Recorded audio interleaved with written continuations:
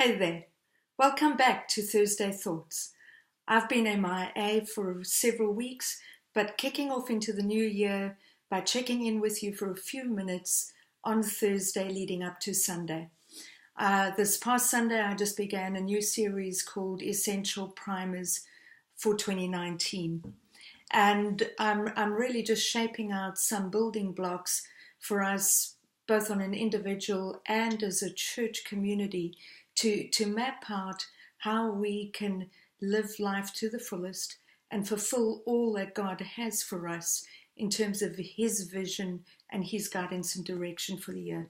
So I have a heart really of expectation. In this coming week, I'm going to be speaking a bit about becoming God's best version of you. And last week we looked at time for a fresh start, getting the Word of God for the year ahead. And this coming week we're going to look at components that contribute toward becoming God's best version of you. And the first, of course, is learning to embrace who you are. And in that place of embracing who you are, both your weaknesses, your strengths, your flaws, your great capacity and resilience as a gifted human being, when you embrace yourself, you're actually able to make room for God to come in and work. It's not saying that you're perfect, and it's also not saying that God is going to work some kind of magic. But there is raw potential in every single one of us, and from acorns come beautiful oak trees. And so I'm going to encourage you to look at how you can embrace who you are.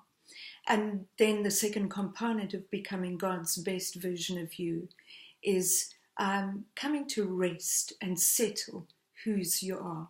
We are all made in the image of God. And when you choose Jesus to be Lord of your life, you become a child of God.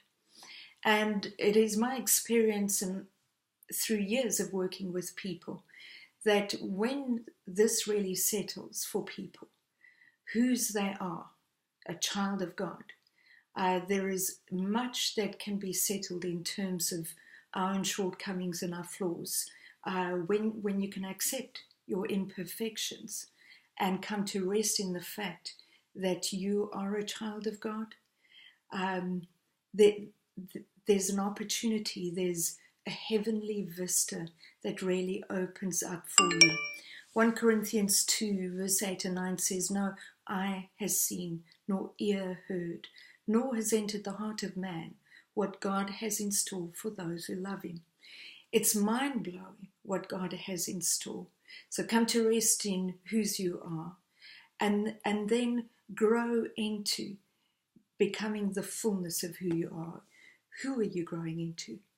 And really I'm going to be looking at some transformational steps we can take. Again, God doesn't work magic, but He takes us baby steps from one degree of glory to another. So I want to encourage you to come and join us if you live locally, otherwise checking back with us here. But I'm really excited about what is coming down the next couple of weeks. #Finding Faith. See you then.